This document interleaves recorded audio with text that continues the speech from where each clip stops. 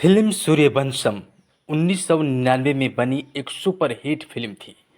इस फिल्म में Amitabh Bachchan double role में दिखे थे और इस फिल्म में जयसुधा, रचना बनर्जी, अनुपम खेर और कादर खान ने मुख्य भूमिका निभाई थी। यह फिल्म 1997 में आई तमिल भाषा की फिल्म सूर्यवंशम का रीमेक थी। एक पारंपरिक पिता और उसके अनपढ़ लेकिन आज्ञाकारी बेटे के इर्द गिर्द घूमती है, जो उनके तनावपूर्ण रिश्ते को दर्शाती है और दिखलाती है कि कैसे सख्त पितृसत्ता उनके बीच दूरियां पैदा करती है।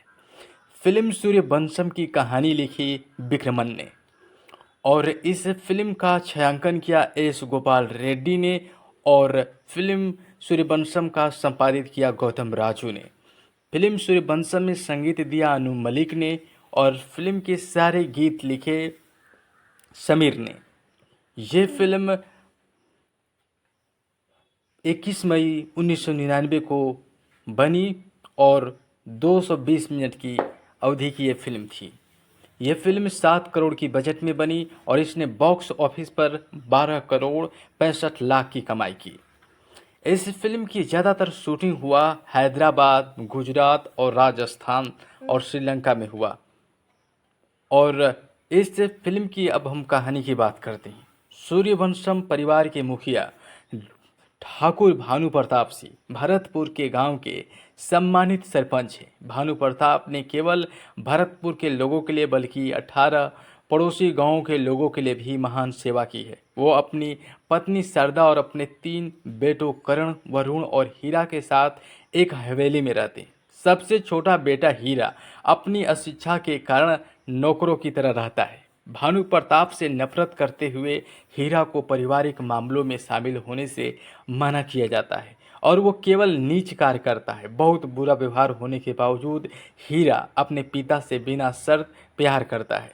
हीरा को केवल उसकी माँ और हीरा का करीबी दोस्त धर्मेंद्र मिश्रा, जो घर में नौकर है, वो प्यार करता है। भानु प्रताप की बेटी की शादी से कुछ दिन पहले दूल्हा अपनी बहन राधा के साथ घर आता है। हीरा को एक साधारण नौकर समझकर राधा उससे तरह तरह के काम करवाती है। शादी के दिन राधा अपने पिता से सच्चाई जानकर हैरान रह जाती है। उत्सुक होकर वह मिंद्रा से हीरा के अतीत के बारे में बताने को कहती है। बचपन में हीरा लगातार स्कूल में फेल होता रहा। मोहित होकर वह केवल गौरी को देखने जाता है और एक लड़की जिसे भानु प्रताप ने उसके माता पिता के मृत्यु के बाद गोद लिया था। एक दिन एक शिक्षक ने गौरी की पिटाई कर दी, जिससे हीरा ने अपनी शैक्षणिक पढ़ाई छोड़ दी, यह सोचकर कि हीरा की संगति गौरी की पढ़ाई में बाधा डालेगी। भानु प्रताप ने उसे शहर के एक बोर्डिंग स्कूल में भेज दिया। जब हीरा और गौरी वयस्क हुए तो भानु प्रताप ने उनकी शादी की योजना बनाई। यह जानने के बाद कि गौरी ने आत्महत्या का प्रयास किया और हीरा ने उसे बचाया, तब गौरी ने स्वीकार किया वह उसके जैसे अनपढ़ आदमी से शादी करने के बजाय मरना पसंद करेगी। गौरी को दोष से बचाने के लिए हीरा ने शादी के लिए मना करने की जिम्मेदारी ली और भानु प्रताप ने स्थिति को गलत समझकर सोचा कि हीरा के मन में गौरी के लिए केवल वासना है। भरतपुर और एक और जमींदार देशराज ठाकुर राधा को अपनी बहू बनाकर भानु प्रताप और उसके परिवार को तबाह करने की योजना बनाता है। अगर राधा की शादी देशराज के बेटे अर्जुन से हो जाती है तो राधा के वकील पिता देशराज ही हर इच्छा पूरी करेंगे। इस तरह वो भानु प्रताप से आगे निकल जाएगा। राधा की माँ इस रिश्ते को मंजूरी दे देती है और भानु प्रताप से हीरा को राधा से अलग करवाने के लिए कहती है। भानु प्रताप हीरा के सामने 2 विकल्प रखता है, या तो राधा के साथ रहे या फिर अपने पिता का सम्मान वापस पाले। मिंद्रा हीरा को राधा को अपनी पत्नी के रूप में स्वीकार करने के लिए मना लेता है, यह कहते हुए कि उसके जैसा प्यार बहुत कम किस्मत वालों को मिलता है। राधा की अर्जुन से शादी के दिन हीरा राधा को अपने साथ ले जाता है और उसे शादी कर लेता है। इससे भानु प्रताप क्रोधित हो जाता है और हीरा को अस्वीकार कर देता है। हीरा और राधा गांव के बाहरी इलाके में मिंद्रा के घर में रहने चले जाते हैं। बाद में उसे एक ट्रांसपोर्ट कंपनी में मजदूर की नौकरी मिल जाती है।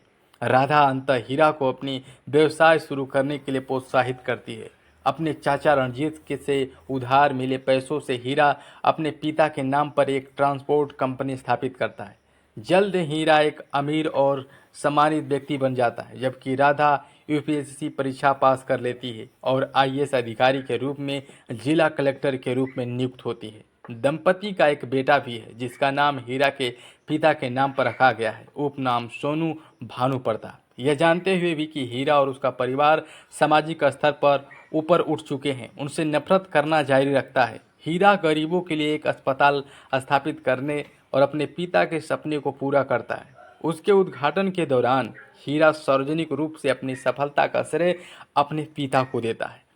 अपनी जिंदगी के फैसलों पर पुनर्विचार करते हुए उसकी मुलाकात स्कूल के बाहर सोनू से होती है और उसके साथ चुपके से समय बिताने लगता है, यह जानने के बाद कि हीरा अपने बेटे को खीर देता है और कहता है कि अगली बार मिलने पर अपने दोस्त को दे देना। इस बीच शारदा भानु प्रताप से हीरा को परिवार में आपस स्वीकार करने का आग्रह करती है। भानु प्रताप हीरा के साथ अपने व्यवहार से खुद से नफरत करते हुए उसे फ़ोन करता है। फ़ोन पर हीरा का नाम लेते ही उसे खून की उल्टी होती है, वह जमीन पर गिरकर बीमार हो जाता है। भानु प्रताप को अस्पताल में भर्ती कराया जाता है। देशराज सार्वजनिक रूप से हीरा पर आरोप लगाता है उसने अपने पिता को जहरीली खीर खिलाकर मारने की कोशिश की है, क्योंकि उसे परिवार से निकाल दिया गया था। देशराज और उसके गुंडे हीरा पर हमला करते हैं। भानु प्रताप होश में आता है, उसे बचाने जाता है। वहाँ भानु प्रताप बतलाता है कि खीर में जहर खुद देशराज ने मिलाया था। भानु प्रताप और हीरा अपने हमलावरों से तब लड़ते हैं जब तक कि देशराज अपना गुनाह कबूल नहीं कर लेता और माफ़ी नहीं मांग लेता। इसके बाद भानु प्रताप के परिवार सभी सदस्य हवेली के सामने इकट्ठे होते हैं, जहां भानु प्रताप हीरा को गले लगाता है और इसी के साथ फिल्म सूर्यवंशम का समापन हो जाता है। इस फिल्म में ठाकुर भानु प्रताप हीरा ठाकुर का किरदार निभाए अमिताभ बच्चन, जो डबल रोल में दिखे थे। खुद वो अपने पिता बने और खुद अपने पुत्र बने। जयासुधा भानु की पत्नी शारदा ठाकुर के रूप में रेखा द्वारा डबल की गई आवाज़, यानी कि इस फिल्म में जो जयासुधा हैं वो रेखा की आवाज़ की एक्टिंग करती हैं। हीरा की पत्नी राधा ठाकुर के रूप में सौंदर्या रेखा द्वारा डबल की गई आवाज़ थी। गौरी सी के रूप में रचना बनर्जी और हीरा की बचपन की दोस्त बनी और अनुपम खेर धर्मेंद्र मिंद्रा त्रिपाठी के रूप में किरदार निभाए और कादर खान सेवानिवृत्त के रूप में मेजर रणजीत सिंह का किरदार निभाए, जबकि राधा के पिता रमेश वकील के रूप में शिवाजी साटम थे और बिंदु मोना वकील राधा की मां बनी। देशराज केवड़ा ठाकुर के रूप में मुकेश ऋषि ने किरदार निभाया और केवड़ा के बेटे अर्जुन ठाकुर के रूप में इमरान खान ने किरदार निभाया और राजेश खट्टर वरुण ठाकुर भानु का छोटा भाई बने। श्रीमती वरुण ठाकुर के रूप में नीलिमा अजीम थी और ईशान खट्टर अतीश नारायण का किरदार निभाए। भानु के बड़े बेटे के करण ठाकुर के रूप में आहुति प्रसाद ने किरदार निभाया और जबकि दिल्ली राजेश्वरी ने भी अभिनय किया। रामानंद डॉक्टर पीके मारे बने और आनंद वर्धन सोनू जूनियर ठाकुर भानु प्रताप सिंह हीरा और राधा के बेटे के रूप में अपनी आवाज़ प्राची शिव साथी के द्वारा डबल की गई और पुलिस आयुक्त के रूप में चलपति राव ने किरदार निभाया, जबकि कार्ड खेलने वाले के रूप में गंगाधर पांडे थे और एम शैलेजा कमली बनी। नौशाद अब्बास और राजा वीरेंद्र गौरी के पति के रूप में किरदार निभाए और रम्या श्री एक नौकर के रूप में और वीसी एक भिखारी के रूप में किरदार निभाए। हिंदी भाषा की फिल्मों में काम करने से पहले सौंदर्या ने कुल 65 दक्षिण भारतीय फिल्मों में अभिनय किया था। उनके करियर को संभालने और उनके भाई अमरनाथ ने कहा कि उन्होंने हमेशा सब भूमिका निभाई है और बॉलीवुड में भी ऐसा ही हुआ। सौंदर्या ने कहा कि जब फिल्म में भूमिका की पेशकश की गई तो अमिताभ बच्चन के साथ सह कलाकार बनने का मौका मिला और वो उत्साहित थीं। अभिनेत्री ने आगे कहा कि संस्कृत की पढ़ाई करने के बाद वो हिंदी में सहज दिखी।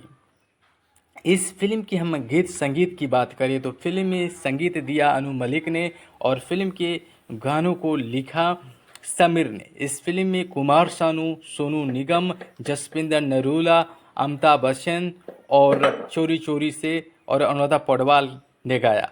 दिल मेरे तू दीवाना है जो अलग अलग लहजे में गाया गया। चोरी चोरी से अमिताभ बच्चन, सोनू निगम, जसविंदर निरूला ने गाया। पीपल के पटवा सोनू निगम, जसविंदर निरूला। दिल मेरे तू दीवाना है कुमार सानू ने गाया। सूर्यवंशम सोनू निगम ने गाया। कोरे कोरे सपने मेरे कुमार सानू, अनुराधा पौडवाल ने गाया। दिल मेरे तू दीवाना है दुखद कुमार सानू ने गाया हर सुबह, कुमार सानू, और दिल मेरे तो दीवाना है महिला वर्जन में भी इसे के.एस. चित्रा ने गाया। तो आप सूर्यवंशम फिल्म जरूर देखे हैं और आप दोबारा भी देख सकते हैं, आपको यूट्यूब पर यह फिल्म मिल जाएगी।